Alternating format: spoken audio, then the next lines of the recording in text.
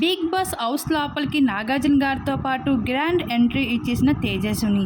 అయితే big boss house లోపలికి నాగార్జున గారి ఎంట్రీతో పాటు హౌస్ హోమ్ టూర్ కూడా మొదలుపెట్టేశారు. ఇంకా స్టేజ్ పెర్ఫార్మెన్స్గా ఒక్కొక్క కంటెస్టెంట్స్ స్టేజ్ పైకి వచ్చి అదరగొట్టేస్తున్నారు డ్యాన్స్ పెర్ఫార్మెన్స్తో.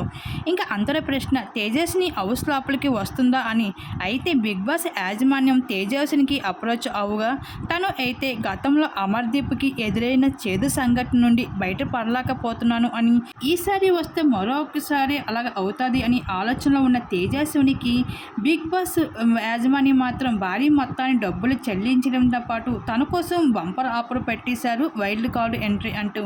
ఇంకా మీరు బిగ్ బాస్ హౌస్ లోపలికి డైరెక్ట్గా రావవసరం లేదు, గేమ్ చూసి రావచ్చు అంటూ బిగ్ బాస్ ఇచ్చిన ఆఫర్కి తేజస్విని అయితే టెంప్ట్ అవుతూ వచ్చేసింది.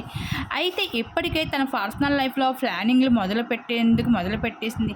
ఇంక ఈ ఏడాది కూడా బిగ్ బాస్ హౌస్ లోపలికి రాకపోయినట్లు అయితే తన పర్సనల్ లైఫ్ మీద ఎక్కువ ఫోకస్ పెడుతుంది. కాబట్టి ఈసారి మాత్రం బిగ్ బాస్ హౌస్ లోపలికి గ్రాండ్ ఎంట్రీ అయితే ఇచ్చేసింది తేజస్విని.